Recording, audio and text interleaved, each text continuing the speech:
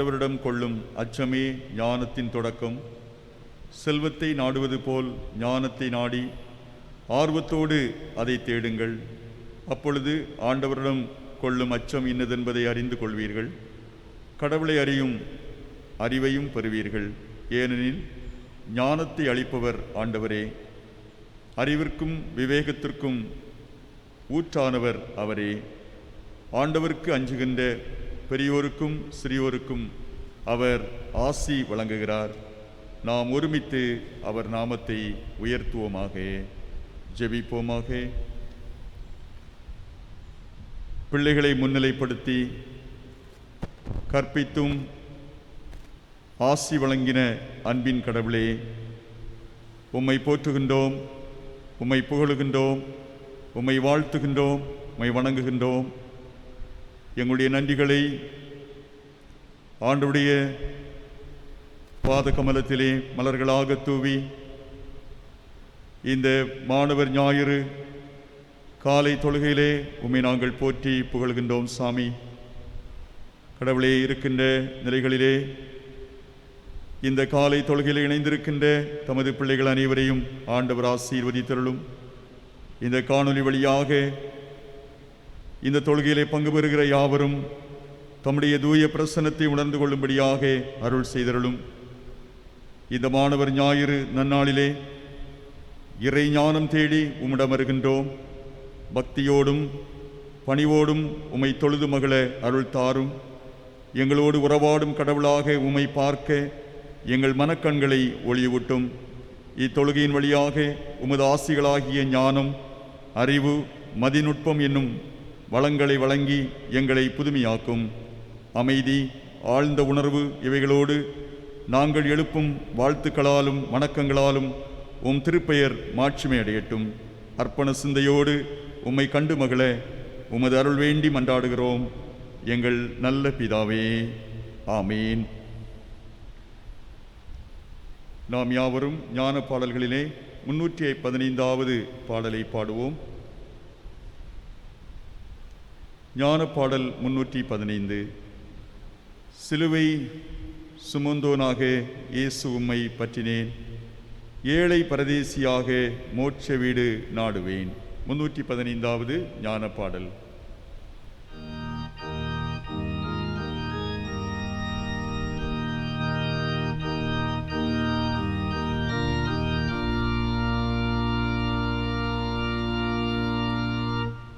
Siluவை சுமந்தோனாக இயேசு உம்மை பற்றினேன், ஏழை பரதேசியாக மோட்ச வீடு நாடுவேன்.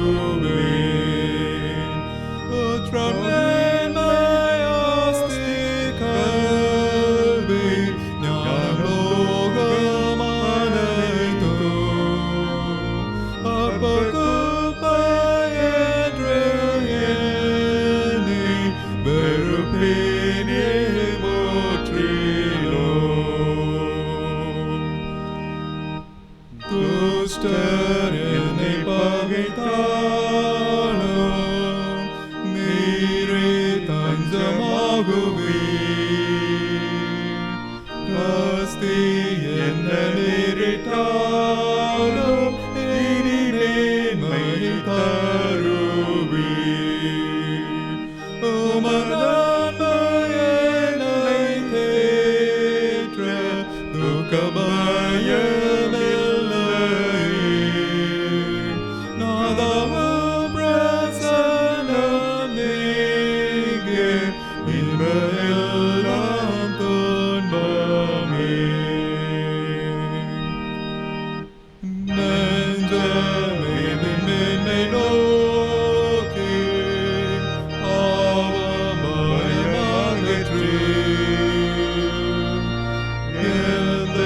கஷ்டத்தையும் தாங்கி மீட்பரை நீ பின்பற்றி திவ்யமாய் சிந்தை செய்து நித்திய மீட்பை நினையே. ஆவியே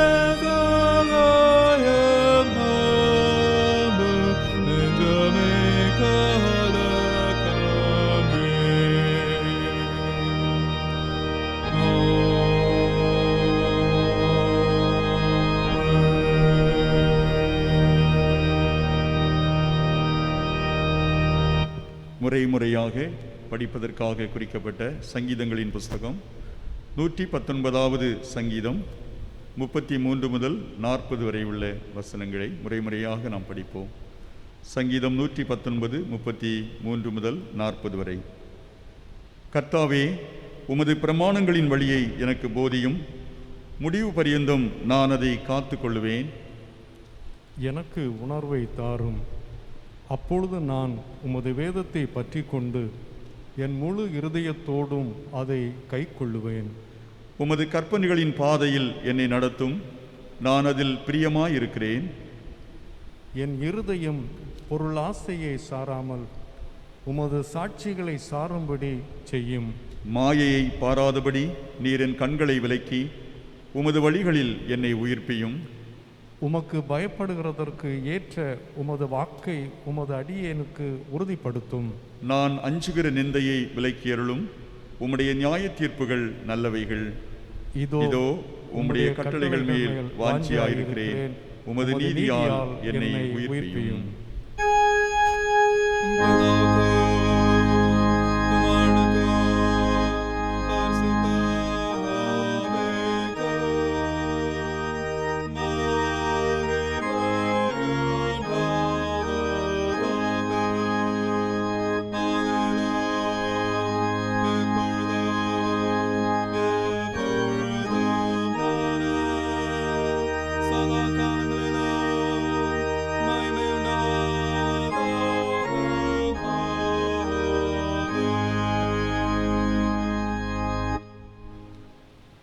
இருக்கின்ற இடங்களில் கண்களை மூடி நம்மை நாமே சோதித்தறிவோமாக.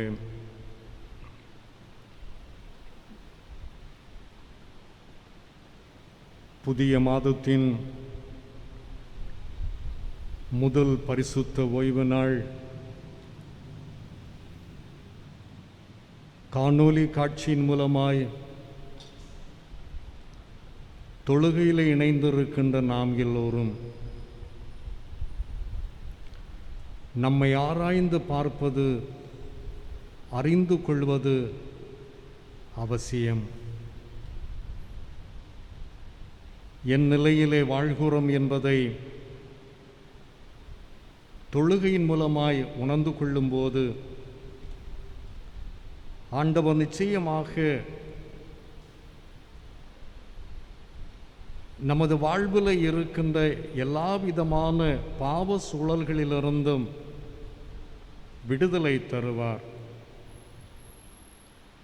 வேதம் சொல்லுகின்றது, நமக்கு பாவம் இல்லை என்போமானால் நம்மை நாம் வஞ்சிக்கவர்களாயிருப்போம். சத்தியம் நமக்குள் இராது நம்முடைய பாவங்களை நாம் அறிக்கையிட்டால் பாவங்களை நமக்கு மன்னித்து எல்லா அநியாயத்தை நீக்கி நம்மை சுத்திகரிப்பதற்கு அவர் உண்மையும் நீதியும் உள்ளவராய் இருக்கிறார்.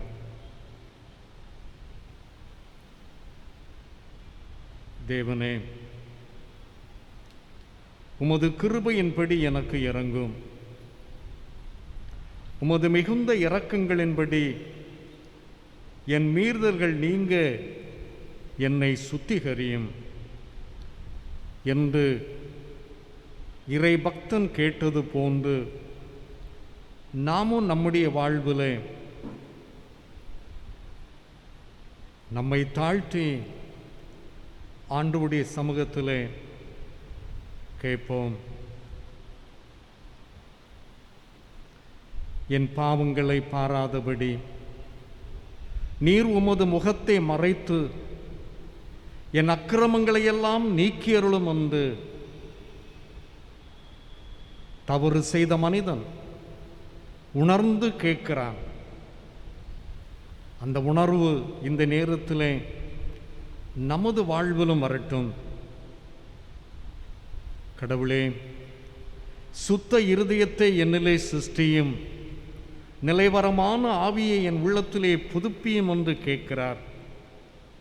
இந்த புதிய மாதத்திலே ஒரு புது வாழ்வை சொந்தமாக்கிக் கொள்வதற்கு நாம் ஆண்டவரை நோக்கி பார்ப்போம். இழந்து போன சந்தோஷத்தை திரும்பவும் எனக்கு தந்து உற்சாகமான ஆவி என்னை தாங்கும்படி செய்யும் என்று கேட்கிறார். ஆம் அன்புக்குரியவர்களே, காலை நேரம் எத நிமித்தமாய் நமது வாழ்விலே சந்தோஷங்களை இழந்திருக்கிறோம் என்பதை உணர்ந்து, சோர்ந்து போயிருக்கின்ற, பலன் குன்றி போய் இருக்கின்ற சூழலில் உற்சாகமான ஆவியை என்னை தாங்கும்படி செய்யும் என்று ஆண்டவருடைய சமூகத்தில் கேட்போமா? ஆண்டவர் நிச்சயமாக நமக்கு உதவி செய்வார். சர்வ வல்லமையும் மிகுந்த இரக்கமுள்ள ஆண்டவர் மன்னிப்பையும் பாவ நிவர்த்தியை நமக்கு கட்டளையிட்டுள்ளே வாழ்க்கையை சீர்படுத்துவதற்கான காலத்தையும் தமது தூய ஆவியானவரின் கிருபையும் தேற்றுதலையும் தந்தருளுவாராக. ஆமேன். ஆண்டவர் நமக்கு செய்த நன்மைகளுக்காக ஆண்டவருக்கு நன்றி சொல்லுவோம். புதிய மாதத்தின் முதல் பரிசுத்த ஓய்வு நாள் காணொலி காட்சியின் மூலமாய் இல்லங்களிலிருந்து இந்த தொழுகையிலே இணைந்து கொள்வதற்கு ஆண்டவர் வாய்ப்பினை தந்திருக்கிறாரே, ஆண்டவருக்கு நன்றி சொல்லுவோம். இன்று ஒரு சிறப்பான நாளாக அமைந்திருக்கின்றது. ஜூன் மாதம் என்றாலே கல்வி கற்றுக்கொள்ளுகின்ற பிள்ளைகளுக்கு ஒரு சிறப்பான மாதமாக அமைகின்றது. இறைமக்களாகிய நாம் எல்லோரும் மாணவர் ஞாயிறாக அனுசரிக்கப்படுகின்ற நாளாக அமைந்திருக்கிறது. அதற்கு நாம் உள்ளத்தின் ஆழத்திலிருந்து ஆண்டவருக்கு நன்றி சொல்ல வேண்டும். கடந்து போன நாட்களிலே பிள்ளைகள், ஆசிரியர்கள், பெற்றோர்கள் எல்லோரும் இணைந்து ஆலய பிரகாரங்களிலே வந்து இறை நாமத்தை மகிமைப்படுத்துகின்ற நாளாக அமைந்தது. ஆனால் கால சூழல்கள் முன்னிட்டு நாம் எல்லோரும் இல்லங்களிலிருந்து இந்த மாணவர் ஞாயிறை அனுசரிப்பதற்கு ஆண்டவர் வாய்ப்பினை தந்திருக்கிறார். நாம் ஆண்டவருக்கு நன்றி சொல்லுவோம். புதிய கல்வி ஆண்டு புதிய பார்வையோடு அரசாங்கம் தருகின்ற வழிகாட்டுதலின் அடிப்படையில் கற்றுக்கொள்ளுகின்ற பிள்ளைகளுக்காக ஆண்டவருக்கு நன்றி சொல்லுவோம். நிச்சயமாக இந்த புதிய கல்வி ஆண்டு பிள்ளைகளுக்கு ஆசீர்வாதமாக அமைந்து கொள்ளும். அந்த உணர்வோடு ஆண்டவர் நமக்கு என்ன நன்மைகளை செய்திருக்கிறாரோ, உலக வாழ்விலே பல நெருக்கங்கள், கஷ்டங்கள், சோதனைகள், வியாதிகள், துன்பங்கள் நம்மை சந்தித்திருக்கிறது. அதிலிருந்து விடுதலையை தந்து ஆரோக்கியம் தந்து வழிநடத்தி வருகின்றார் அல்லவா? நாம் ஆண்டவருக்கு நன்றி சொல்லுவோம். தொடர்ந்து நம்முடைய வாழ்விலே ஆண்டவர் தர இருக்கின்ற நன்மைகளுக்காக, எதிர்பார்க்கின்ற நன்மைகளுக்காக ஆண்டவருடைய சமூகத்திலே மன்றாடுவது அவசியம். காலை நேரத்திலே குடும்பமாக தொழுகையில் இணைந்திருக்கின்ற நாம் எல்லோரும் நமது வாழ்வுக்காக, திருச்சபை வாழ்வுக்காக, சமுதாய வாழ்வுக்காக, தேசத்தின் வாழ்வுக்காக மன்றாடுவது அவசியம். எங்கே 2 or 3 என்னுடைய நாமத்தினாலே ஒருமனப்பட்டு கூடுவார்களோ அவர்கள் நடுவில் வாசம் பண்ணுவேன் என்று சொன்ன ஆண்டவர், நாம் குடும்பமாக இணைந்து ஆராதிக்கின்ற போது, ஒரு மனதோடு மன்றாடுகின்ற போது நிச்சயமாக நம்மிடத்திலே ஆண்டவர் இருக்கிறார். அவருடைய பிரசனம் இருக்கிறது என்பதை உணர்ந்து நம்மை தாழ்த்தி ஆண்டவருடைய சமூகத்திலே வேண்டுதல் செய்வோமா? ஆம் ஆண்டவரே, பரிசுத்த ஓய்வு நாள் காலை நேரத்திலே உமது பிள்ளைகளாகிய நாங்கள் எல்லோரும் தேவ பிரசன்னத்தை உணர்ந்து எங்களை தாழ்த்தி மனத்தாழ்மையோடு நாங்கள் மன்றாட இந்த தருணத்தை நீர் எங்களுக்கு தந்திருக்கிறீர். அதற்காக நாங்கள் உம்மை துதிக்கிறோம், ஸ்தோத்தரிக்கிறோம். அன்பின் ஆண்டவரே, பல நெருக்கங்கள் மத்தியிலே நாங்கள் வாழ்கின்ற போது, துன்ப சூழல்களில் வாழ்கின்ற போது நீர் கரிசனையோடு எங்களிடத்திலே அன்பு வைத்து உம்முடைய இரக்கத்தினாலே உம்முடைய கிருபையினாலே இவ்வளவு சிறப்பாக வழிநடத்தி வருகிறீர் அல்லவா? ஆண்டவரே, நாங்கள் உள்ளத்தின் ஆழத்திலிருந்து உம்மை துதிக்கிறோம், ஸ்தோத்தரிக்கிறோம்.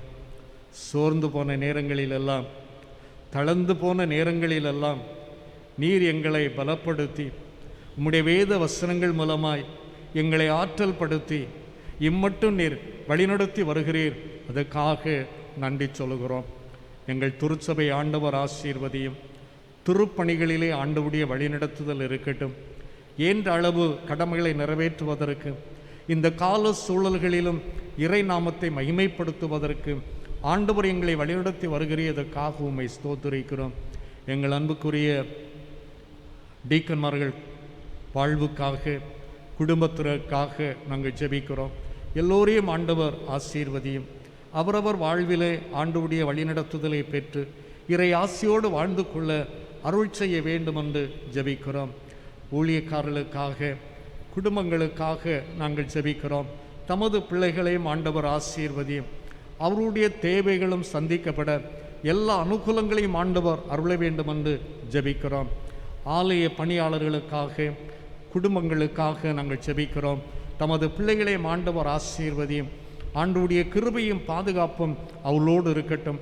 அவருடைய வாழ்வுக்கும் என்ன நன்மைகள் வேண்டுமோ எல்லாவற்றையும் நீர் பரத்துந்து ஈவாக கொடுக்க வேண்டும் என்று ஜெபிக்கிறோம். ஆண்டவரே, எல்லா குடும்பத்தின் அன்பு பெற்றோருக்காக நாங்கள் ஜெபிக்கிறோம். எல்லா குடும்பங்களையும் கடவுள் கண்ணோக்கி பாரும். ஒவ்வொரு பெற்றோருடைய வாழ்விலும் உடைய கிருபை இருக்கட்டும். பல நிலைகளிலே தங்களுடைய குடும்பத்தின் வளர்ச்சிக்காக எடுத்து வருகின்ற எல்லா முயற்சிகளையும் நீர் வாய்க்க பண்ண வேண்டும் என்று ஜெபிக்கிறோம். பிள்ளைகளுக்காக நாங்கள் ஜெபிக்கிறோம். வாலிப பிள்ளைகள், சிறுவர்கள், சிறு குழந்தைகள் எல்லாருக்காக நாங்கள் ஜெபிக்கிறோம். எல்லோரையும் கடவுள் பாதுகாத்து கொள்ளும் சாமி. ஆண்டவரை படிக்கின்ற இந்த காலங்களிலே, புதிய கல்வி ஆண்டிலே ஆண்டவருடைய ஒத்தாசையினாலே சிறப்பாக அவர்கள் வாழ்ந்து கொள்ளவும், கற்றுக்கொள்ளவும், வெற்றி அடைந்து கொள்ளவும், அதன் நிமித்தமாய் வரும் நாட்களிலே நல்ல உயர்வுகளை பெற்று, பணிகளை பெற்று சிறப்பாக வாழ்ந்து கொள்ளவும் அருள் செய்ய வேண்டும் என்று ஜெபிக்கிறோம். இந்த கொடிய கால சூழல்களிலே இல்லங்களிலிருந்து அவர்கள் கற்றுக்கொள்கின்ற போது பல கஷ்டங்கள் இருக்கின்றன, நெருக்கங்கள் இருக்கின்றன. என்றாலும் ஆண்டவரே, அரசாங்கம் காட்டுகின்ற, வழிகாட்டுகின்ற சூழலில் எல்லா நிலைகளிலும் அவர்கள் சிறப்பாக தங்கள் வாழ்வை பாதுகாத்து நல்ல வாழ்க்கை முறைமைகளை பின்பற்றி செயல்படுவதற்கான கிருபைகளை ஆண்டவர் அருள வேண்டும் என்று ஜெபிக்கிறோம். ஆண்டவரே, அருமையான அன்பு பெற்றோர் பிள்ளைகளுடைய நலனுக்காக, வளர்ச்சிக்காக எடுத்து வருகின்ற எல்லா முயற்சிகளுக்காகவும் நாங்கள் ஜெபிக்கிறோம். ஏற்ற சமயங்களில் பிள்ளைகள் குடும்ப வாழ்வை சந்திக்கவும், அதன் நிமித்தமாய் ஆண்டவரே புத்திர பாக்கியங்களை பெற்றுக்கொள்ளவும் அருள் செய்ய வேண்டும் என்று ஜெபிக்கிறோம். எத்தனையோ குடும்பங்களிலே ஆண்டவரே புத்திர சுவிகாரங்களுக்காக எதிர்பார்ப்போடு இருக்கிறதை நீ காண்கிறேன். அந்த பிள்ளைகளுடைய வாழ்வை ஆண்டவர் சந்தியும். ஆண்டவரே, என்ன தடைகள் இருக்கிறதோ எல்லா தடைகளையும் உமது நாமத்தினாலே மாற்றி ஆண்டவருடைய கிருபையின் மூலமாய் குறிப்பிட்ட நாட்களிலே புத்திர பாக்கியம் பெற்று இறை ஆசியோடு வாழ்ந்து கொள்ள அருள் செய்ய வேண்டும் என்று ஜெபிக்கிறோம். ஆண்டவருடைய கிருபையின் மூலமாய் குடும்பமாக வாழ்ந்து ஆண்டவரே விடுதலைக்காக எதிர்பார்த்து கொண்டிருக்கின்ற சகோதரிகளுக்காக ஜெபிக்கிறோம். ஏற்ற சமயத்திலே சுகமான விடுதலையை பெற்றுக்கொள்வதற்கான கிருபைகளை தாரும். ஆண்டவருடைய ஒத்தாசையினாலே தூர இடங்களிலும் தூர தேசங்களிலும் கல்வி நிமித்தமாய் வாழ்ந்து கொண்டிருக்கின்ற, பணி நிமித்தமாய் வாழ்ந்து கொண்டிருக்கின்ற எல்லா குடும்பத்தின் பிள்ளைகளுக்காக நாங்கள் ஜெபிக்கிறோம். ஒவ்வொருவரையும் கடவுள் கண்மணியைப் போல பாதுகாத்து கொள்ளும். அன்பின் ஆண்டவரே, பல நிலைகளிலே உயர் கல்விக்காக பணிகளுக்காக எதிர்பார்த்து கொண்டிருக்கின்ற அவருடைய பிரயாசங்கள் எல்லாவற்றையும் நீர் வாய்க்க பண்ணி ஆண்டோடைய ஒத்தாசையினாலே எல்லா நன்மைகளையும் பெற்று இறையாசியோடு வாழ்ந்து கொள்ள அருள் செய்ய வேண்டும் என்று ஜெபிக்கிறோம். வயோதிப நிலையில் இருக்கின்றவர்களுக்காக ஜெபிக்கிறோம். வயோதிப நிலையில் இருக்கின்ற ஒவ்வொரு தமது பிள்ளைகளையும் ஆண்டவர் கண்மணியைப் போல காத்துக்கொள்ளும். சோர்ந்து போகாதபடி, நலிந்து போகாதபடி, விசுவாசத்தோடு இறை நம்பிக்கையோடு வாழ்ந்து கொள்வதற்கான கிருபைகளை தாரும். ஆண்டவரே, பலவிதமான கொடிய வியாதிகளினாலே தாக்கப்பட்டு மருத்துவமனையிலே சிகிச்சை பெற்று வருகின்ற, இல்லங்களிலே சிகிச்சை பெற்று வருகின்ற எல்லா மக்களுக்காக நாங்கள் ஜெபிக்கிறோம். ஆண்டவரே, இந்த கொடிய வைரஸினாலே பல துன்பங்களை அனுபவித்து கொண்டிருக்கிறது நீ காண்கிறேன். எல்லா சூழல்களிலிருந்தும் நீர் விடுதலை தந்து தமது பிள்ளைகளை நீர் கண்மணியைப் போல பாதுகாத்து கொள்ள வேண்டும் என்று ஜெபிக்கிறோம். அதற்கென்று உழைக்கின்ற மருத்துவருக்காக, தாதியர்களுக்காக, ஆண்டவரை தூய்மை பணியாளர்களுக்காக ஜெபிக்கிறோம். தமது பிள்ளைகள் எல்லோரையும் கடவுள் பாதுகாத்து கொள்ளும். இது நிமித்தமாக எந்த கஷ்டங்களும் ஏற்படாதபடி ஆண்டவர் காத்துக்கொள்ளும். ஆண்டவரே, அரசாங்கத்திற்காக நாங்கள் ஜெபிக்கிறோம். தலைவர்களுக்காக, அதிகாரிகளுக்காக நாங்கள் மன்றாடுகிறோம். ஆண்டவரே, காவல்துறையினர், பலவிதமான பணிவிடைகளை செய்கின்ற பணியாளர்கள் எல்லாருக்காக நாங்கள் ஜெபிக்கிறோம். எல்லோருடைய வாழ்வுகளிலும் ஆண்டவருடைய பாதுகாப்பு இருக்கட்டும். அரசாங்கம் காட்டுகின்ற வழிமுறைகளை பின்பற்றுவதற்கான கிருபைகளை தாரும். இந்த கொடிய கால சூழல்களிலிருந்து நாங்கள் வேகமாக விடுதலை அடைந்து கொள்வதற்கு ஆண்டவர் அருள் செய்ய வேண்டும் என்று ஜெபிக்கிறோம். தேசத்தின் தலைவர்களுக்காகவும் தேசத்தின் மக்களுக்காகவும் நாங்கள் ஜெபிக்கிறோம். எல்லா மக்களையும் ஆண்டவர் பாதுகாத்து கொள்ளும். ஆண்டவருடைய ஒத்தாசையினாலே எங்களுடைய பேராயத்துக்காக ஜெபிக்கிறோம். பேராயருக்காக, குடும்பத்தினருக்காக, ஆண்டவரே, பேராய தலைவர்களுக்காக, இறை பணியாளர்களுக்காக, குருவானவர்களுக்காக நாங்கள் ஜெபிக்கிறோம். எல்லோரையும் கடவுள் பாதுகாத்து கொள்ளும். எல்லா திருச்சபைகளையும் ஆண்டவர் ஆசீர்வதியும்.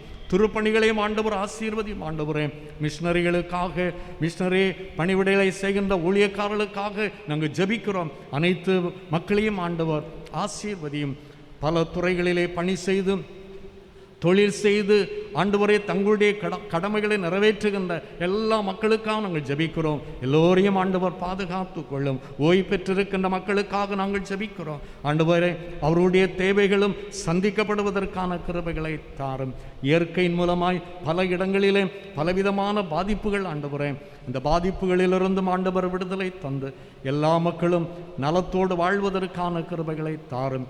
பல புதிய புதிய கொடிய நோய்கள் ஆண்டவரே தேசத்திலே வந்து கொண்டிருக்கின்றது. அப்படிப்பட்ட சூழல்கள் வராதபடி எல்லா மக்களையும் ஆண்டவர் பாதுகாக்க வேண்டும் என்று ஜெபிக்கிறோம். அநேக மக்கள் ஆண்டவரை கண்ணீரோடு ஜெபித்து கொண்டிருக்கிறார்கள். ஆண்டவரை நோக்கி பார்த்து மன்றாடி கொண்டிருக்கிறார்கள். எல்லாருடைய ஜெபங்களையும் ஆண்டவர் அங்கீகரித்து ஆண்டவரே தேசத்திலே க்ஷேமத்தை ஆண்டவர் ஏற்படுத்தி ஆண்டவருக்குள்ளாக தூய்மையாக ஒவ்வொரு மக்களும் வாழ்ந்து கொள்வதற்கு ஒவ்வொரு மக்களையும் ஆண்டவர் ஆற்றல் படுத்த வேண்டும் என்று ஜெபிக்கிறோம். இந்த வாரத்திலும் தங்களுடைய பிறந்த நாளை கொண்டாடுகின்றவர்கள், திருமண நாளை கொண்டாடுகின்றவர்கள் எல்லாருக்காக நாங்கள் ஜெபிக்கிறோம். எல்லோரையும் ஆண்டவர் ஆசீர்வதியும். ஆண்டவரே, இம்மட்டும் பாதுகாத்து ஆண்டவருக்கு நன்றி சொல்கிறோம். எங்களுடைய திருச்சபையும் ஆண்டவரே கிளை சங்கங்களுக்காக, கிளை சங்கங்கள் பொறுப்பாளர்களுக்காக நாங்கள் ஜெபிக்கிறோம். அனைவரையும் ஆண்டவர் ஆசீர்வதியும். ஆண்டவரே, இந்த தொழுகையிலே இறைநாமத்தை மகிமைப்படுத்துவதற்காக இசையின் வழியாய் பாடல்களை சிறப்பாக அமைத்து ஆண்டவரே வழங்கி வருகின்ற பிள்ளைகளுக்காக நாங்கள் ஜெபிக்கிறோம். ஆண்டவருடைய கிருபை நமது பிள்ளைகளோடு இருக்கட்டும். ஆண்டவரே, அவர்களை கண்மணியை போல பாதுகாத்து கொள்ளும். சிறப்பான முறையில் ஒளியமைத்து ஆண்டவரே ஆன்லைன் மூலமாய் இந்த செய்தியை அனைத்து மக்களும் கண்டு கழிப்பதற்கு உதவி செய்கின்ற அன்பு சகோதரருக்காக நாங்கள் ஜெபிக்கிறோம். தமது மகனையும் ஆண்டவர் ஆசீர்வதியும், ஆண்டவருடைய கிருபையும் பாதுகாப்பும் ஒவ்வொரு மக்களோடும் இருக்கட்டும். ஆண்டவரே, இந்த புதிய வாரம் எங்களுக்கு ஆசீர்வாதம் நிறைந்த வாரமாக அமையட்டும். யார் யாருக்கு என்ன என்ன நன்மைகள் வேண்டுமோ எல்லாவற்றையும் பரத்துந்து ஈவாக கொடுத்து எந்த குறைவும் ஏற்படாதபடி ஆண்டவர் பாதுகாக்க வேண்டும் என்று ஜெபிக்கிறோம். கேட்க தெரியாத அநேக நன்மைகள் உண்டு சாமி. எல்லாவற்றையும் ஆண்டவர் தந்து தமது பிள்ளைகளை கண்மணியைப் போல பாதுகாக்க வேண்டும் என்று ஜெபிக்கிறோம். உம்முடைய வார்த்தைகளை கேட்க ஆயத்தப்படுகிறோம். ஆண்டவரே, உம்முடைய வார்த்தைகளை சொல்லுகின்ற இறைப்பணியாளரை ஆண்டவர் ஆசீர்வதியும். கடவுளுடைய கிருபையின் மூலமாய் தம்முடைய மகன் வழியாய் நாங்கள் கேட்கின்ற இறை செய்தி எங்களுக்கு ஆசீர்வாதமாக அமைந்து கொள்ளட்டும். தொடர்ந்து உம்முடைய வழிநடத்துதல் இருக்கட்டும். ஆண்டவருடைய நாம மகிமைக்காக ஆண்டவரே, இந்த கால சூழல்களிலும் ஆண்டவர் செய்த நன்மைகளை மனதிலே நினைத்து காணிக்கைகளை படைக்கின்ற எல்லா மக்களுடைய காணிக்கைகளையும் அங்கீகரித்து ஆசீர்வதியும். கடவுளுடைய கிருபையின் மூலமாய் இந்த மாதத்திலும் எந்த குறைவும் தமது பிள்ளைகளுக்கு ஏற்படாதபடி அன்றன்றுள்ள அப்பங்களை ஆண்டவர் கொடுத்து திருப்தியாக்கி சமாதானத்தோடு வழிநடத்த வேண்டும் என்று ஜெபிக்கிறோம். இயேசு கிறிஸ்துவின் மூலம் வேண்டுகிறோம் ஜீவனுள்ள பிதாவே, ஆமேன். பரமண்டலங்களில் இருக்கிற எங்கள் பிதாவே, உம்முடைய நாமம் பரிசுத்தப்படுவதாக, உம்முடைய ராஜ்யம் வருவதாக, உம்முடைய சித்தம் பரமண்டலத்திலே செய்யப்படுவது போல பூமியிலையும் செய்யப்படுவதாக. அன்றன்றுள்ள எங்கள் அப்பத்தை எங்களுக்கு தாரும். எங்களுக்கு விரோதமாய் குற்றம் செய்வர்களுக்கு நாங்கள் மன்னிக்கிறது போல எங்கள் குற்றங்களை எங்களுக்கு மன்னியும். எங்களை சோதரில் பிரவேசிக்க பண்ணாமல் தீமை எங்களை ரட்சித்துக் கொள்ளும். ராஜ்யமும் வல்லமையும் மகிமையும் அன்றண்டைக்கும் உடையவைகளே, ஆமென்.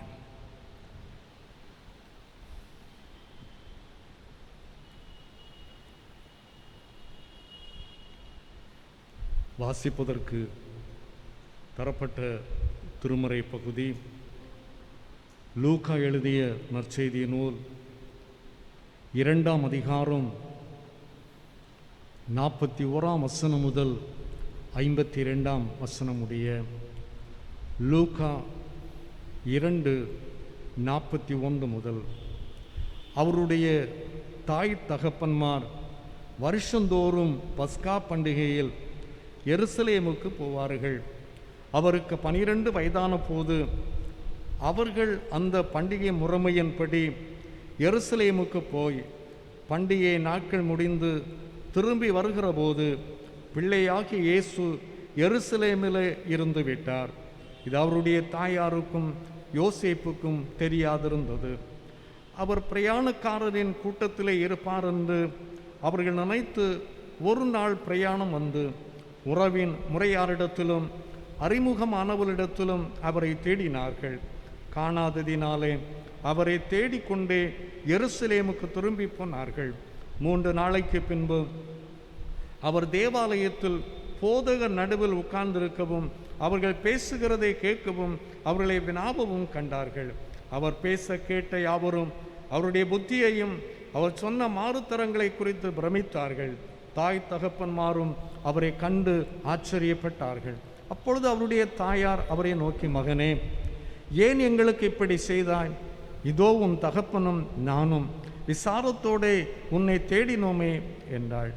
அதற்கு அவர், நீங்கள் ஏன் என்னை தேடினீர்கள்? என் பிதாவுக்கு அடுத்தவைகளில் நான் இருக்க வேண்டியதென்று அறியீர்களா என்றார். தங்களுக்கு அவர் சொன்னது வார்த்தையை அவர்கள் உணர்ந்து கொள்ளவில்லை. பின்பு அவர் அவளுடனே கூட போய் நாசரேத்தூரில் சேர்ந்து அவர்களுக்கு கீழ்ப்படிந்திருந்தார். அவருடைய தாயார் இந்த சங்கதிகளெல்லாம் தன் இருதயத்தில் வைத்து கொண்டாள். இயேசுவானவர் ஞானத்திலும் வளர்த்தியிலும் தேவ கிருபையிலும் மனுஷ தயவிலும் அதிகமாய் விருத்தியடைந்தார் என்பதே. தரப்பட்ட திருமறை பகுதி வாசித்து முடிந்தது. கிறிஸ்துவுக்கே மகிமை உண்டாவதாக. அன்புக்குரியவர்களே, புதிய மாதத்தின் முதல் பரிசுத்த ஓய்வு நாள் மாணவர் ஞாயிறாக அனுசரிக்கப்படுகின்றது. விண்ணிலிருந்து வரும் ஞானம் என்ற தலைப்பிலே ஆண்டுடைய வார்த்தைகளை கேட்க இறை பணியாளர்கள் நமக்கு சொல்லுகின்ற சத்தியத்தை கேட்க ஆயத்தப்படுகிறோம். வருடந்தோறும் ஜூன் மாதம் பிள்ளைகளுக்கு புதிய கல்வி ஆண்டாக புதிய பாடங்களை கற்றுக்கொள்ளுகின்ற நாட்களாக அமைந்திருப்பதை அறிந்து கொள்ள முடிகின்றது. அந்த அளவிலே ஆண்டவர் எல்லா மக்களுக்கும் புதிய புதிய அனுபவங்களை தருகின்றார், ஞான வரங்களை தருகின்றார்.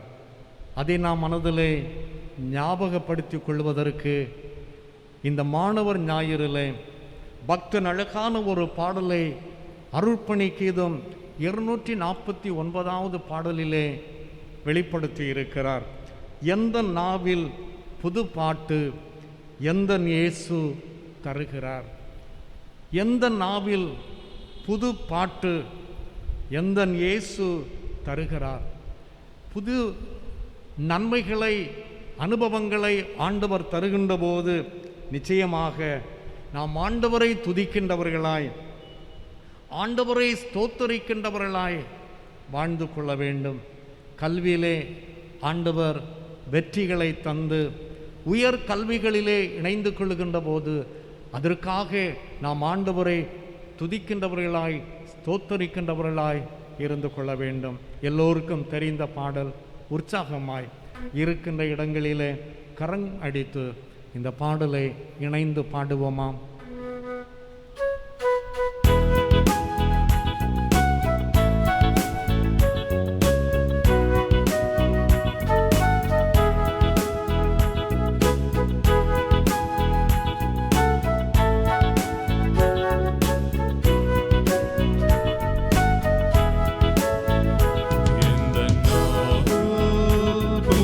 பாட்டு எங்கள் இயேசு தருகிறார்.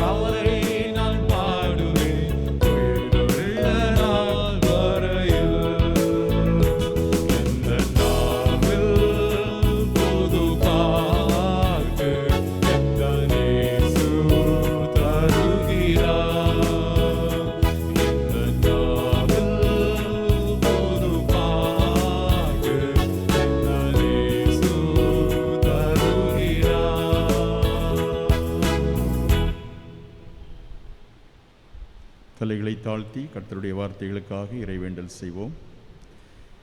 எங்கள் கண்மலையும் எங்கள் மீட்பெருமாகிய அன்பின் கர்த்தாவே, அடியனின் வாயின் வார்த்தைகளும் எங்கள் அனைவரது இருதயத்தின் தியானங்களும் உம் சமூகத்தில் ஏற்புடையதாயிருப்பதாக.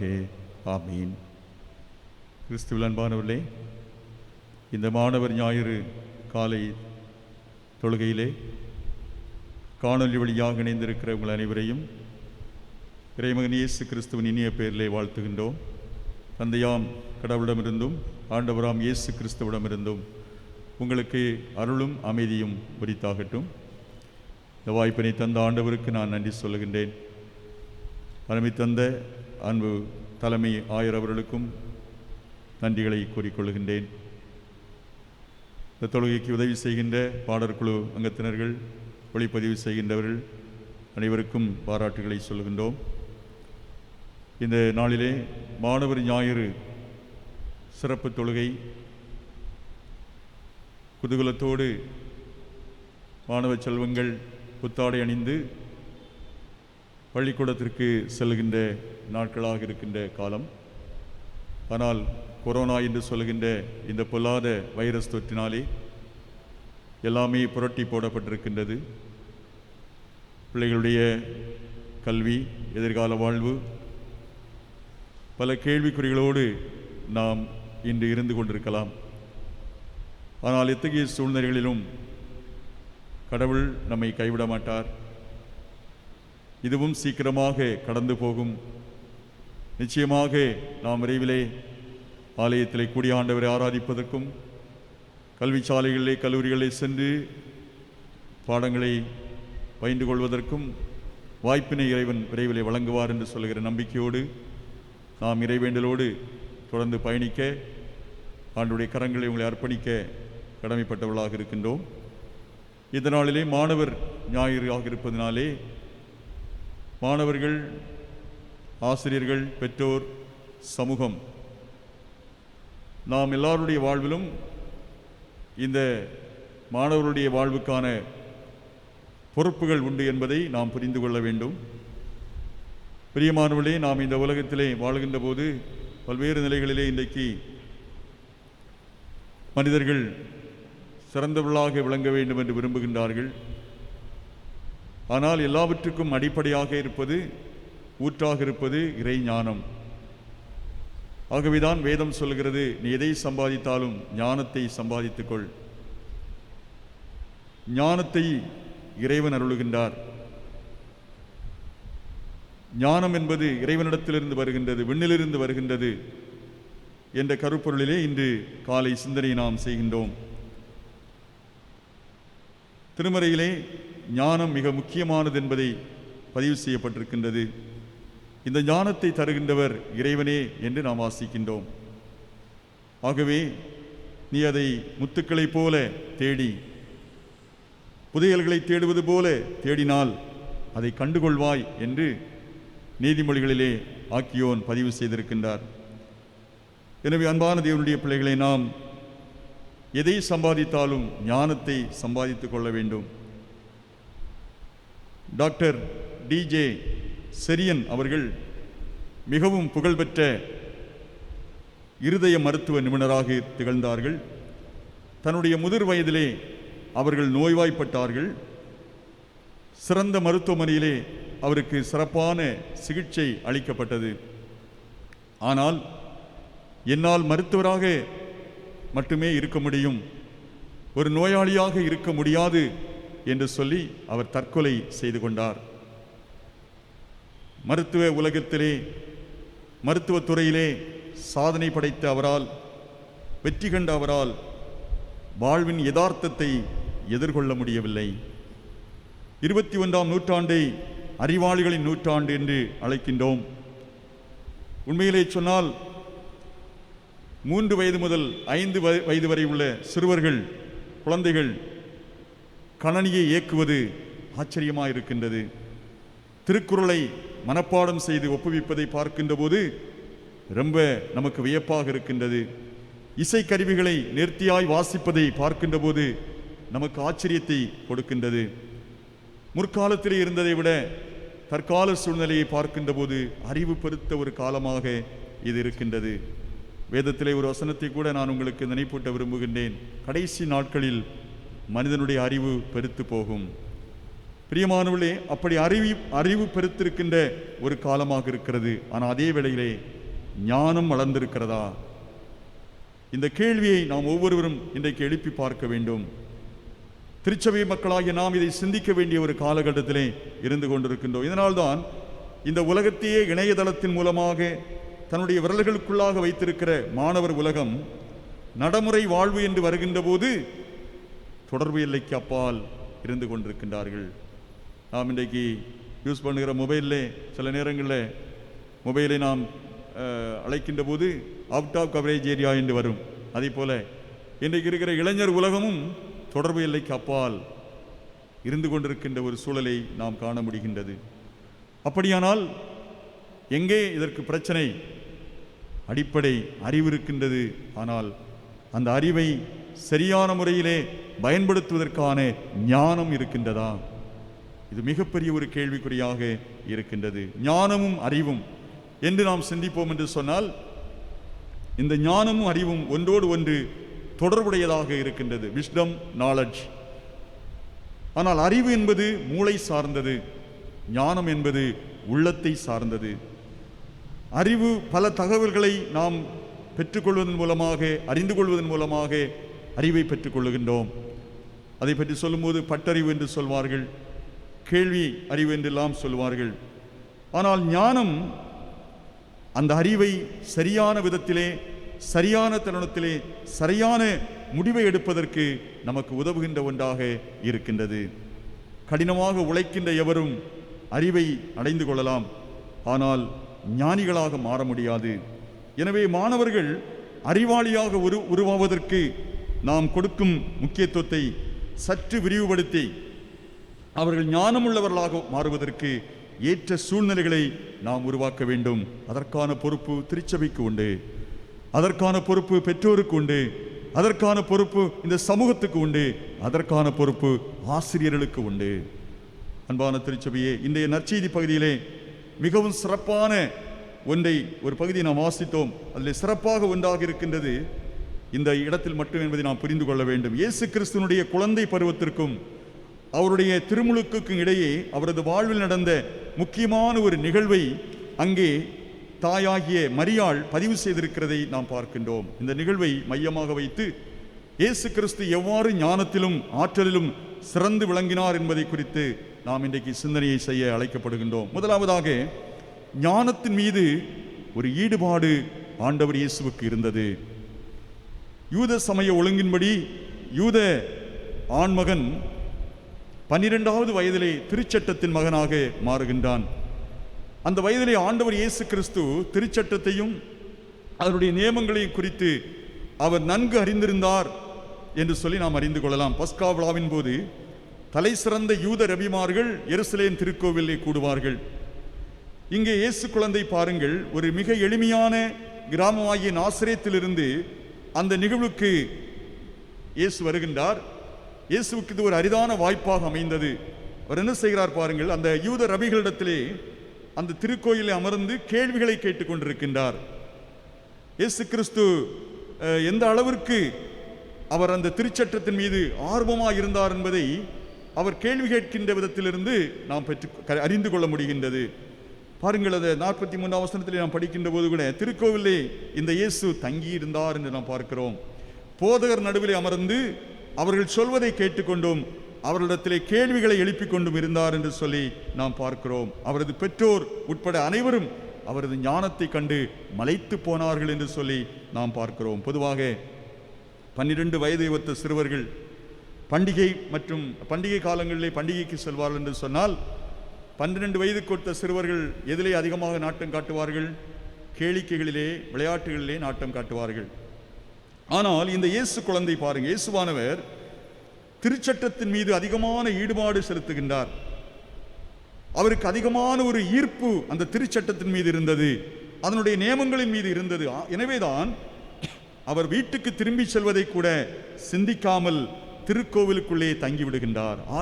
கோயிலுக்குள்ளே இருந்து விட்டார். எருசலேம் கோயிலுக்குள்ளே இருந்து விட்டார். போதகர் நடுவிலே உட்கார்ந்திருக்கின்றார்.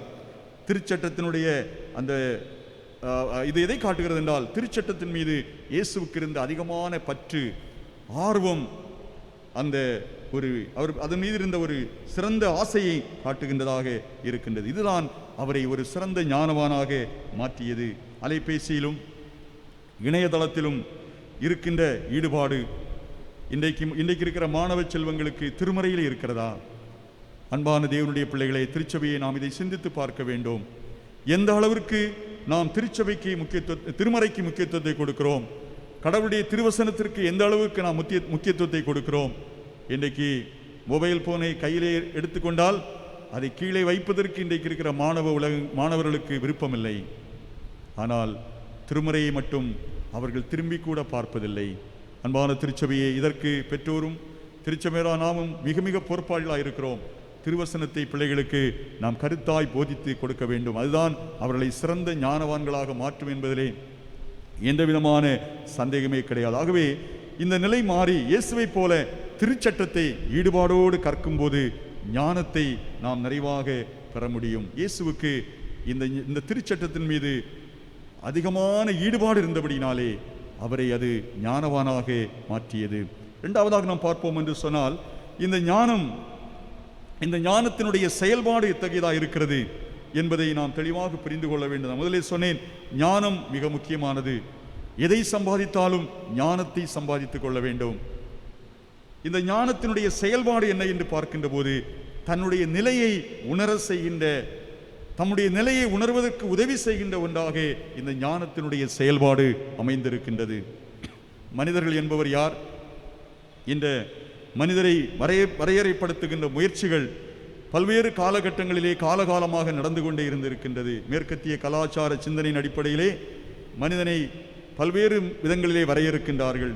இதுபோன்ற வரையறைகள் மனிதனுடைய உண்மையான இயல்பை முழுமையாக படம் பிடித்து காட்டினது இல்லை என்பதுதான் உண்மை.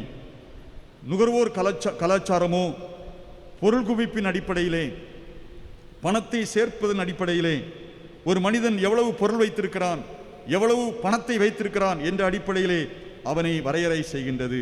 ஆனால் இதுவும் உண்மையானதல்ல என்பதை நாம் புரிந்து கொள்ள வேண்டும். இது போன்ற வரையறைகள் மனிதனுடைய உண்மையான இயல்பை படம் பிடித்து காட்டுவதில்லை. பணம் வைத்திருப்பவன் மனிதன் என்றால் ரிசர்வ் பேங்க் தான் அந்த மனிதனாக இருக்க வேண்டும். படித்தவன் மனிதன் என்றால் நூல் நிலையம்தான் மனிதனாக இருக்க வேண்டும். அறிவாளிதான் மனிதன் என்றால் கலைக்களச்சியம்தான் மனிதனாக இருக்க வேண்டும் என்றார் ஈவேரா பெரியார் அவர்கள். அன்பான தேவனுடைய பிள்ளைகளே, ஆகவே இவைகளெல்லாம் ஒரு மனிதன் என்று சொல்வதற்கு ஒரு நிறைவான வரையறையை கொடுக்க முடியவில்லை என்பதுதான் உண்மை. மனிதன் யார் என்று அறிந்தவர் யாரும் இல்லை. நீ யார் என்று உனக்கு தெரியுமா? திருமறையிலே ஒரு வசனம் உண்டு, என்னை நான் அடக்கி ஆள முடியவில்லை. சூரியனை சந்திரனை கூட மனிதன் அடைந்து விடுகின்றான். சந்திர மண்டலத்துக்கு சென்று விட்டான். பல்வேறு சாதனைகளை இன்றைக்கு விஞ்ஞான உலகம் படைத்துக் கொண்டிருக்கின்றது. ஆனால் ஒரு மனிதன் தன்னை தானே அடக்கி ஆள அவனால் இயலவில்லை. தான் யார் என்று அவனால் புரிந்து கொள்ள முடியவில்லை. ஒரு முறை கிரேக்க அறிஞர்கள், தத்துவ அறிஞர்கள் ஒன்று கூடி மனிதன் யார் என்பதை பற்றிய வரையறையை செய்ய வேண்டும் என்று முயற்சி எடுத்தார்களாம். பல்வேறு வரையறைகள் முன்வைக்கப்பட்டது. ஆனால் ஒன்றும் ஏற்றுக்கொள்ளப்பட்டதாக இல்லை. அப்போது ஒருவர் சொன்னாராம், மனிதன் என்பவன் 2 காலுடைய விலங்கு, பிராணி என்று. அப்போது எல்லாரும் ஓரளவிற்கு இதை ஏற்றுக்கொண்டார்கள். சரிதான், மிருகத்தை போலதான் மனிதன் வர்றான், மிருகத்தை போலவே போகிறான். ஆகவே 2 காலுடைய விலங்கு என்று சொல்வது ஓரளவிற்கு பொருத்தமானது என்று சொல்லி அவர்கள் ஒத்துக்கொண்டார்கள். ஆனால் அதற்குள்ளாக ஒரு முதியவர் தத்துவ ஞானி ஒருவர் வெளியே எழுந்து சென்று விட்டு, கொஞ்சம் பொறுங்கள் என்று சொல்லிவிட்டு வெளியே போய் தன்னுடைய கைக்குள்ளாக ஏதோ ஒன்றை மூடி வைத்துக் கொண்டு உள்ளே வந்தார். வந்தபோது எல்லோரும் கேட்டால் இது என்ன என்று. இது மனிதன் என்று சொன்னார். திறந்து பார்த்தபோது அதற்குள்ளாக ஒரு கோழி இருந்தது, 2 காலுடைய கோழி. இப்போது அவர்கள் அதுக்கு 2 இறக்கைகள் இருந்தது. இப்போது சொன்னார்கள், அந்த வரையறை சற்று மாற்றி இப்போது 2 கால் இறகுள்ள பிராணி என்று சொல்லி அந்த வரையறையை ஒத்துக்கொள்ளலாம் என்று சொல்கிற ஒரு முடிவுக்கு வந்தார்கள். மறுபடியும் இந்த முதியவர் வெளியே சென்று மறுபடியும் தன்னுடைய கைக்குள்ளே ஏதோ ஒன்றை வைத்துக்கொண்டு உள்ளே மூடிக்கொண்டு வந்தார். அப்போது கேட்டார்கள் என்ன என்று. இது மனிதன் என்று சொன்னார். கரங்களை திறந்து பார்த்தபோது இறகுகள் பிடுங்கப்பட்ட 2 கால் கோழி அங்கிருந்தது. இப்போது 2 கால் இருக்கின்றது, அந்த கோழிக்கு இறகில்லை. என்ன என்று சொல்வது? ஒரு பெரிய முட்டுக்கட்டையாக இருந்தது. எனவே அந்த அறிஞரெல்லாம் நிறைவாக மனிதன் யார் என்று வரையறுக்க முடியாது, அவன் வரையறைக்கு அப்பாற்பட்டவன் என்று சொல்கிற முடிவோடு அங்கிருந்து கலைந்து சென்றார்களாம். எனக்கு அன்பான திருச்சபையே, மனிதர்களாகிய நாம் நம்முடைய நிலையை உணர ஞானம் அவசியமாயிருக்கிறது. ஞானம் இல்லை என்று சொன்னால் நாம் யார் என்பதை நாம் சரியாக புரிந்து கொள்ள முடியாது. தாய் ஒட்டகத்தை பார்த்து குட்டி ஒட்டகம் கேட்டது, அம்மா, மற்ற விலங்குகளைப் போல ஏன் நமக்கு அழகான பாதங்கள் இல்லை? 3 பெருவிரல்கள், அகன்ற அசிங்கமான பாதம் என்று குட்டி ஒட்டகம் கேட்டதாம். அதற்கு தாய் சொன்னதாம், கண்ணே, நாம் பாலைவன விலங்குகள், மணலிலே விரைந்து நடப்பதற்காக அதை அகன்ற பாதம் வழியாகத்தான் நாம் வேகமாக நடந்து செல்ல முடியும். ஆகவே அதற்காக தான் கடவுள் அப்படிப்பட்ட அகன்ற பாதத்தை படைத்திருக்கிறார் என்று தாய் ஒட்டகம் சொன்னது. அப்படியானால் ஏன் இந்த அழகில்லாத இமைகள், அந்த இமைகளோடு கூடிய நீண்ட முடிகள் என்று தாய்க்குட்டி சலித்து கொண்டதாம். அதற்கு தாய் ஒட்டகம் அதற்கு சொன்னது, அது எதற்கு தெரியுமா? பாலைவனத்திலே நாம் பயணம் செய்யும் போது திடீரென்று புயல் வீசும். அதிகமான புயல் வீசுகின்ற போது மணலை வாரி அள்ளி கண்ணிலே கொட்டிவிடும். ஆகவே அந்த கண் இமைகளை கண்மணியை பாதுகாப்பதற்காக தான் அப்படி அகன்ற இமைகள், அதிலே ஒட்டிய நீண்ட முடிகள் என்று சொல்லி அந்த தாய் சொன்னதாம். மறுபடியும் கேட்டது குட்டி ஒட்டகம், அப்படியானால் ஏன் உப்பு மூட்டை சுமப்பதை போன்று வடிவில்லாத முதுகு, வளைந்து நெளிந்திருக்கின்ற பெருத்த முதுகு எதற்கு என்று கேட்டதாம். அதற்கு தாய் ஒட்டகம் சொன்னதாம், நாம் பாலைவனத்திலே பயணம் செய்கின்ற போது தேவையான அளவிற்கு தண்ணீரை சேர்த்து வைப்பதற்காக கடவுள் நமக்கு தந்திருக்கிற அற்புதமான கொடை என்று சொன்னதாம். இப்போது குட்டிக்கு புரிந்தது, அப்படியானால் அம்மா, நாம் பாலைவன விலங்குகள், எளிதாக நடப்பதற்கு அந்த அகன்ற பாதங்கள், பாதுகாப்பான கண்கள், தேவையான முதுகு வளைவு, இவையெல்லாம் பாலைவன வாழ்வுக்கு கடவுள் தந்த அற்புதமான உறுப்புகள் என்று சொல்லி தன்னை குறித்த ஒரு சரியான புரிதலை அந்த ஒட்டக குட்டி கண்டுகொண்டதாம். இது ஒரு கதையாக இருந்தாலும் அன்பான தேவனுடைய பிள்ளைகளை, நாம் இதிலிருந்து புரிந்து கொள்ள வேண்டிய ஒரு சத்தியம் இருக்கின்றது. இன்றைக்கு அந்த குட்டியானது பாலைவன விலங்கு என்பதை முதலாவது புரிந்து கொள்ளவில்லை. இன்றைக்கு நாம் ஒவ்வொருவரும் நாம் யார் என்பதை புரிந்து கொண்டிருக்கிறோமா? நாம் யார், நாம் எப்படிப்பட்டவர்கள், எதை நோக்கி பயணிக்க வேண்டியவர்கள், யாராக வாழ வேண்டியவர்கள் என்று சொல்கிற உண்மை நிலைக்கு விழித்து எழ முடியும் எப்பொழுதென்றால் நாம் யார் என்று அறிந்து கொள்ள வேண்டும். அந்த ஒட்டக குட்டியானது பாலைவன விலங்கு என்பதை புரிந்து கொண்ட போதுதான் கடவுள் அதை எவ்வளவு அற்புதமாக அதிசயமாக படைத்திருக்கிறார் என்பதை அதால் அறிந்து கொள்ள முடிந்தது. இன்றைக்கு நீங்களும் நானும் இதை புரிந்து கொள்ளுகின்ற போதுதான் உண்மையாகவே நம்மால் பெரிய சாதனைகளை செய்ய முடியும், நம்மால் வெற்றி உள்ள ஒரு வாழ்க்கை வாழ முடியும். லூக்கா 1:32 படிக்கிற போது வானதூதர் இயேசுவை கடவுளின் மகன் என்று சொல்லி அறிக்கை செய்கின்றார்கள். பின்பு எலிசபெத் இயேசுவை ஆண்டவர் என்று அறிக்கை செய்கின்றார். பின்பு குழந்தை இயேசு திருக்கோவிலுக்கு அழைத்து செல்லப்பட்ட போது சிமியோனும் இறைவாக்கினர் அன்னாளும் இயேசுவை யார் என்று அறிந்து அங்கே கடவுளை போற்றுகின்றார்கள். இப்படி பல நிலைகளிலே சான்று பகர்ந்தாலும் இயேசு தன்னுடைய 12வது வயதிலே முதலாக தன் தந்தை கடவுள் என்பதை பதிவு செய்கின்றார். என்னுடைய தந்தை கடவுள் என்பதற்கு அவர் சிறந்த ஒரு அறிக்கை அங்கே கொடுக்கின்றார் என்பதை நாம் பார்க்கின்றோம். அன்பான தேவனுடைய, ஏனென்று சொன்னாங்க, நீங்கள் பார்த்தீங்கன்னு சொன்னா திருச்சட்டங்களை குறித்து அந்த போதகர்களோடு விவாதிக்கையிலே அதை ஆண்டவர் உணர்ந்து அங்கே சொல்லுகின்றார். தன்னுடைய தாயும் தந்தையும் இயேசுவை விசாரத்தோடு தேடிக்கொண்டு வருகின்றார்கள். அவர் தேவாலயத்திலேயே தங்கிவிட்டார். திருச்சட்டத்திலே முதலே சொன்னது போல ஈர்ப்போடு அவர் அங்கே உட்கார்ந்து திருச்சட்டத்தை குறித்த கேள்விகளை கேட்டுக்கொண்டிருக்கின்றார். 3 நாள் அங்கேயே தங்கிவிட்டார். தாயும் தந்தையும் விசாரத்தோடு அவரை தேடிக்கொண்டு வருகிறார்கள். அப்போது அவர்கள் கேட்கின்றார்கள், மகனே, நீ ஏன் எங்களுக்கு இப்படி செய்தாய்?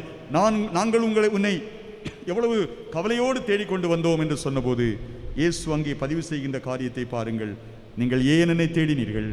நான் என் தந்தைக்கு அடுத்தவைகளில், என்னுடைய தந்தையினுடைய அலுவல்களில் ஈடுபட்டிருக்க வேண்டும் என்பது உங்களுக்கு தெரியாதா என்று அங்கே பதிவு செய்கின்றார். இங்கே ஒரு காரியத்தை தெளிவாய் புரிந்து கொள்ள வேண்டும். இயேசு தன்னுடைய தந்தை கடவுள் என்பதை அறிக்கை செய்கின்றார்.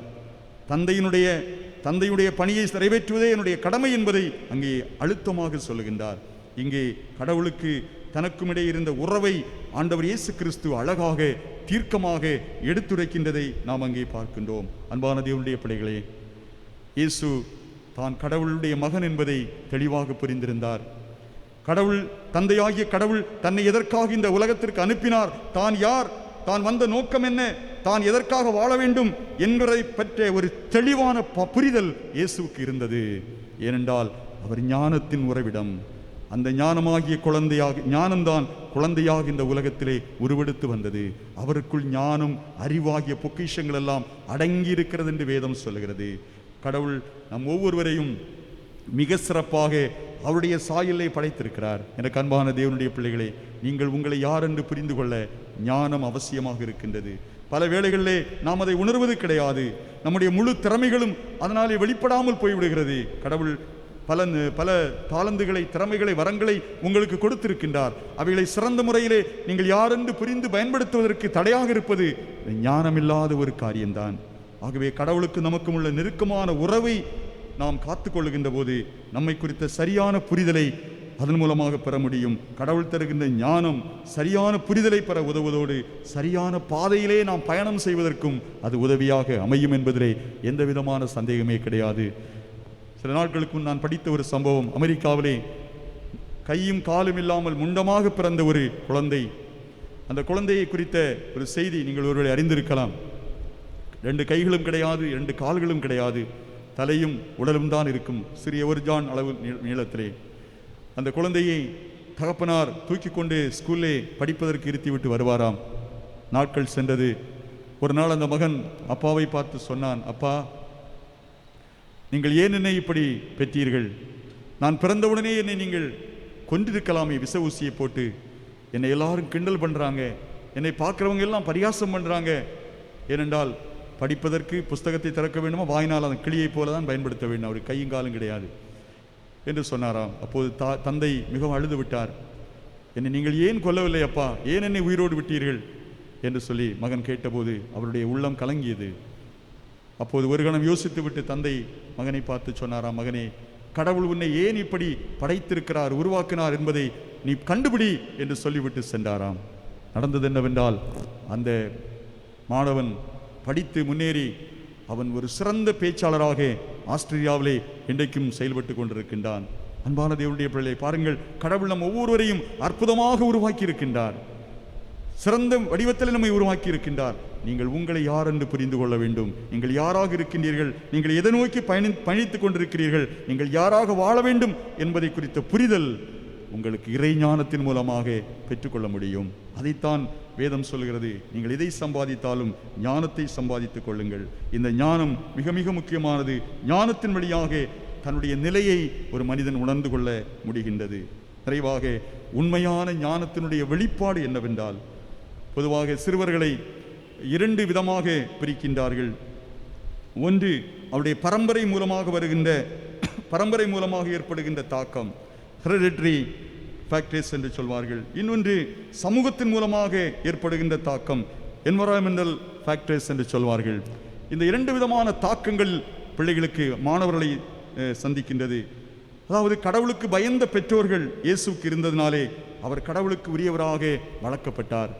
அது மட்டுமல்ல, இயேசு சார்ந்திருந்த சமூகம் அப்படிப்பட்ட ஒரு சமூகமாக இருந்தது என்று பார்க்கிறோம். பஸ்கா பண்டிகைக்கு எருசலேமுக்கு வருகின்ற போது சுற்றி இருக்கிற எல்லா குக்கிராமங்களில் இருந்த மக்கள் கூட்டம் கூட்டமாக பண்டிகைக்கு வருவார்கள். அந்த கூட்டத்தில் தான் இயேசு வருகிறார். அந்த பண்டிகைக்கு வருவனுடைய நோக்கம், அந்த சமூகத்தினுடைய நோக்கம் என்னவென்றால், கடவுளை மட்டுமே மையப்படுத்தியதாக இருக்கும். கடவுளை பற்றியே பேசிக்கொண்டு வருவார்கள். அது மட்டுமல்ல, ஒருவரோடு ஒருவர் தங்களுடைய கரிசனைகளையும் அன்பையும் பகிர்ந்து கொண்டு வருவார்கள். அப்படிப்பட்ட ஒரு கூட்டத்திலே தான் இயேசுவும் எருசலேம் திருக்கோயிலுக்கு வருகின்றார். 12 வயதிலே அவர் குழந்தையாக இருக்கின்ற போது வருகின்றார். தாய் தந்தையோடு வருகின்றார். அன்பான தேவனுடைய பிள்ளைகளை, நான் ஏன் இதை சொல்கிறேன் என்று சொன்னால், இப்படிப்பட்டவருடைய ஒரு நடுவிலே தான் இயேசு வளர்ந்தபடியினால் இயேசு கிறிஸ்து சிறந்த ஒரு ஞானமுள்ளவராக, அவர் சிறந்த ஒரு இறைவனுக்கு உகந்தவராக வளர முடிந்தது என்பதை நாம் புரிந்து கொள்ள வேண்டும். இந்த திருக்கூட்டத்தை பற்றி சொல்லுகிற போது சினோடியா என்று சொல்லுகின்ற கிரேக்க வார்த்தையில் இருந்தான் சினாட் என்று சொல்லுகிற வார்த்தை உருவானது என்று சொல்கின்றார்கள். அன்பானவர்களே, இப்படிப்பட்ட ஒரு சூழல் இயேசுவாகிய கடவுளுக்கு இருந்தது என்பதை உணர்ந்து அங்கே உணரப்படுவதை நாம் பார்க்கின்றோம். இப்படிப்பட்ட ஒரு இறை பயமுள்ள ஒரு கரிசனை உள்ள சமூகத்தோடு கூட இணைந்து இயேசுவும் அங்கே இருக்கின்றார். அந்த இணைந்து அவர் எருசலேம் தேவாலயத்திற்கு பஸ்கா பண்டிகைக்கு வருகின்றார். இந்த நிகழ்வு நமக்கு உணர்த்துகின்ற போது இயேசு பெற்றோரால் வளர்க்கப்பட்ட விதம், ஆண்டவர் இயேசு சார்ந்திருந்த சமூகம் அவரை கடவுளுக்குரியவராக வளர்த்தெடுத்தது என்பதை நாம் புரிந்து கொள்ள வேண்டும். அன்பான தேவனுடைய பிள்ளைகள், இப்படிப்பட்ட சூழ்நிலையிலே அவர் அங்கே எருசலேமுக்கு வருகின்றார். சமய தலைவர்களோடு உட்கார்ந்து பேசிக் கொண்டிருக்கின்றார். ஆனால் அந்த ஞானத்தினுடைய வெளிப்பாடை பாருங்கள். இயேசு கிறிஸ்துவிலே அந்த ஞானம் மிகுந்திருந்தபடியினாலே அவர் சமய தலைவர்களோடு பேசிவிட்டிருக்கின்றார். அந்த சமய தலைமையிடமான எருசலேமை அவர் மையமாக கொண்டு அங்கே இருக்கவில்லை. மாறாக அவர் என்ன செய்கிறார் என்று சொன்னால், அந்த வசனத்தை 2ஆம் அதிகாரம் லூக்கா 2 நாம் படிக்கின்ற போது அவர் தன்னுடைய வீட்டிற்கு வருகின்றார். நாசரேத்துக்கு, குக்கிராமத்துக்கு வருகிறார். தாய் தந்தையரோடு தங்கியிருக்கின்றார். தன்னுடைய தந்தையினுடைய தொழிலாகிய தச்சு தொழிலை அவர் செய்தார் என்று படிக்கின்றோம். அது மட்டுமல்ல, அவர் பெற்றோருக்கு முழுமையாக கீழ்ப்படிந்திருந்தார் என்று சொல்லி அங்கே நாம் வாசிக்கின்றோம். இதுதான் உண்மையான ஞானத்தினுடைய வெளிப்பாடு. மெய் ஞானம் ஒரு மனிதனுக்குள்ளே வரும்போது பணிவை தருகின்றது. அங்கே பெருமைக்கும் மேட்டிமைக்கும் இடமில்லை. கடவுளோடு நெருங்கி வாழ்கின்றவர்களுடைய வாழ்விலே குடும்ப உறவுகளை மதிக்க அவர்கள் தவறுவதே இல்லை என்பதை சிறுவர் இயேசு கிறிஸ்து அழகாக வெளிப்படுத்துகின்றதை பார்க்கின்றோம். அன்பான தேவனுடைய பிள்ளைகளே, ஆகவே இந்த மாணவர் ஞாயிறு காலை தொழுகையிலே பங்கு பெறுகின்ற நீங்கள் ஆண்டவரிடத்திலே கேளுங்கள். இறைவா, நான் வாழ்வின் யதார்த்தத்தை புரிந்து கொண்டு நான் எதை நோக்கி பயணிக்க வேண்டும், நான் யாராக இருக்கிறேன், நான் யார் என்பதை தெளிவாக புரிந்து கொண்டு நான் வாழ்க்கையிலே வெற்றியுள்ள வாழ்க்கை வாழ, வெற்றியுள்ள ஒரு பயணம் செய்ய இறைவா எனக்கு உடைய ஞானத்தை தாரும் என்று நாம் கேட்போம். நீதிமொழிகள் 3:48 சொல்லுகிறது, ஞானம் அது தன்னை அடைந்தவர்களுக்கு அது வாழ்வு என்று சொல்லுகின்ற கனிதர் மரமாக இருக்கின்றது. அதனை பற்றி கொள்ளுகின்றவர்கள் பேறு பெற்றவர்கள் என்று சொல்லி பார்க்கிறோம். இன்றைய மாணவர்களுடைய வாழ்வை வெற்றிகரமாக எதிர்கொண்டு வாழ்வதற்கு ஞானத்தை நாடி தேடுவது அவசியமாக இருக்கின்றது. ஆரோக்கியமான சமூகம்தான் ஆரோக்கியமான மனநிலை கொண்ட சிறுவர்களை உருவாக்க முடியும் என்பதையும் நாம் பெற்றோராகிய நாமும் சமூக மக்களாகிய நாமும் திருச்சபையாகிய நாமும் புரிந்து கொண்டு அப்படிப்பட்ட ஒரு ஆரோக்கியமான சமூகத்தை நாம் கட்டி எழுப்ப வேண்டும். அந்த ஒரு புரிதல் நமக்குள்ளே இருக்கும் என்று சொன்னால் ஆரோக்கியமான இளம் சிறார்களை நாம் உருவாக்க முடியும் என்பதிலே எந்த விதமான சந்தேகமே கிடையாது. அப்படிப்பட்ட நிலையிலே அன்பான தேவனுடைய பிள்ளைகளை நாம் வாழ்வதற்கு எல்லாமல்ல கடவுள் நமக்கு அருள் செய்யட்டும். குறிப்பாக இளைஞர்கள், மாணவர்கள் கேட்போம். கடவுளை யாக்கோபு ஆக்கியோர் சொல்லும்போது, நீ யாரையும் கடிந்து கொள்ளாதவரும் யாவருக்கும் சம்பூர்ணமாய் கொடுக்கிறவருமாகிய கடவுளிடத்திலே கேளுங்கள், அப்பொழுது உங்களுக்கு ஞானத்தை அருள்வார் என்று அந்த வசனம் சொல்கிறது. ஆகவே இறைவா, நான் இந்த உலகத்திலே வெற்றியுள்ள வாழ்க்கை வாழ்வதற்கு, என்னை பற்றி சரியான புரிதலோடு வாழ்வதற்கு எனக்கு உதவி செய்யும், அதற்கு உடைய ஞானத்தை எனக்கு அருளி செய்யும் என்று தேவ சமூகத்திலே கேட்போம். அந்த மெய் ஞானத்தை இறைவன் உங்களுக்கு தருவார். அந்த ஞானம் உங்களை ஆசீர்வாதமான ஒரு வாழ்வுக்கு நேராக, வெற்றியுள்ள வாழ்வுக்கு நேராக உங்களை கொண்டு செல்லும் என்பதிலே எந்த விதமான ஐயமும் இல்லை. ஆண்டவர் தாமே இந்த வார்த்தைகளின் வழியாக நம்மை ஆசீர்வதிப்பாராக. ஆமீன்.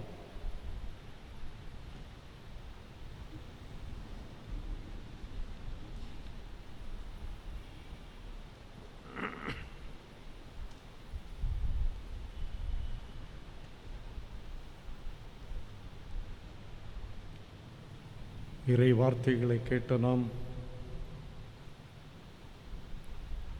இருக்கின்ற இடங்களிலே இணைந்து அப்போஸ்தலர் விசுவாச பிரமாணத்தை அறிக்கை செய்வோம். வானத்தையும் பூமியையும் படைத்த சர்வ வல்லமையுள்ள பிதாவாகிய தேவனை விசுவாசிக்கிறேன். அவருடைய ஒரே குமாரனாகிய நம்முடைய நாதர் இயேசு கிறிஸ்துவை விசுவாசிக்கிறேன். அவர் பரிசுத்தாவினாலே கன்னிமரியால் துப்பு வைத்து பிறந்தார். முந்தைய மிலாத்தின் காலத்தில் பாடுபட்டு சிலுவையில் அறைந்து மரித்து அடக்கம் பண்ணப்பட்டு பாதாளத்தில் இறங்கினார். 3ஆம் நாள் மருத்துவந்து எழுந்தள்ளினார். பரமண்டலத்துக்கு ஏறி சர்வ வல்லமுள்ள பிதாவாகிய தேவனுடைய வலது பாசத்திலே வீட்டிருக்கிறார். அவ்விடத்தில் இருந்த உயிருள்ளோரையும் மரித்தோரையும் நியந்திக்க வருவார். பசுதாவையும் விசுவாசிக்கிறேன். பொதுவாய்க்கிற பசுத்த சபையும் பசுத வாங்குடைய ஐக்கியமும் பாவ மன்னிப்பும் மரித்தோர் உயிர்த்தெழுதலும் நித்திய ஜீவனம் உண்டென்று விசுவாசிக்கிறேன். ஆமேன். அன்புக்குரியவர்களே, வருகின்ற புதன்கிழமை மாலை 6 மணிக்கு காணொளி காட்சியின் மூலமாய் ஆராதனை நடைபெறும்.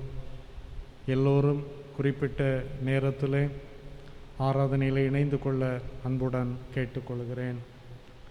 ஆராதனைக்கு இறுதியாக கீர்த்தனை 284 இயேசு என் அஸ்திபாரம் ஆசை எனக்கவரே 284ஆம் கீதம் இணைந்து பாடுவோம்.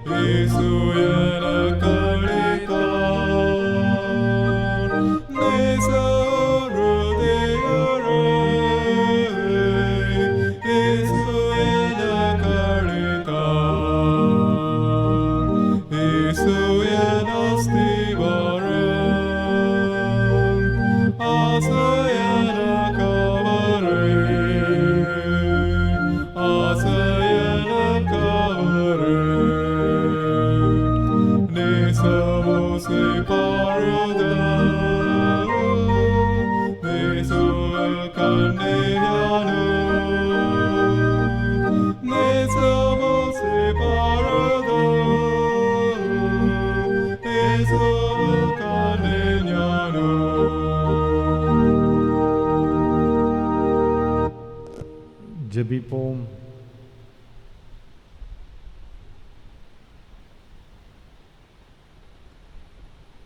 எங்கள் வாழ்விலே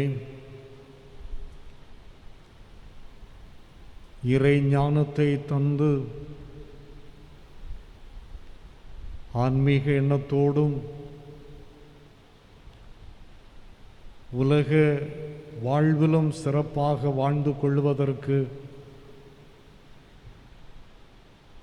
உதவி செய்து வருகின்ற எங்கள் அன்பின் ஆண்டவரே, தொழுகையின் வழியாய்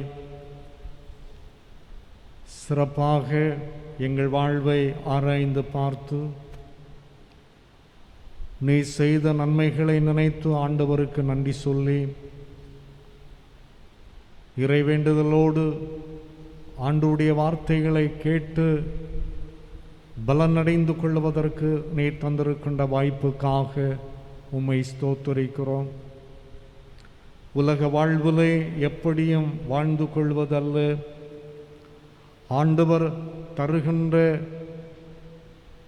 அறிவையும் ஞானத்தையும் சொந்தமாக்கி ஆண்டவருக்கு ஏற்புடையவர்களாய் வாழ்ந்து பயன் தரக்கூடிய அளவிலே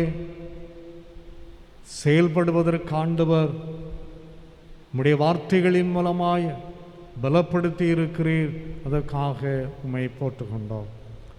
எல்லா பிள்ளைகளையும் பெற்றோரையும் ஆண்டவர் ஆசீர்வதியும்.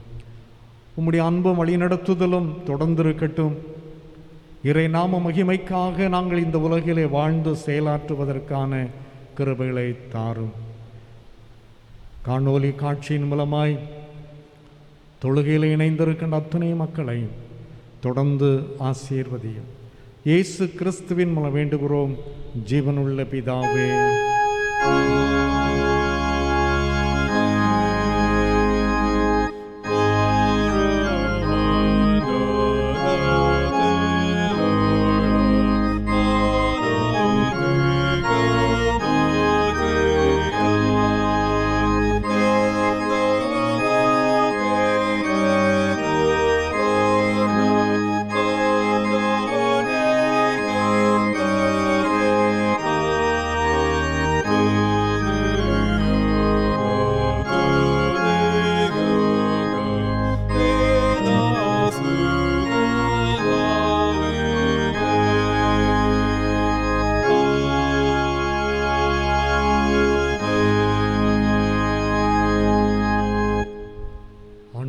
இயேசு கிறிஸ்துவின் கிருபையும் பிதாவாகிய கடவுளுடைய அன்பும் பரிசுத்தாவியாகிய மனோரைக்கியமும் நம் அனைவரோடும் சதா காலங்களிலும் தங்குவாராக.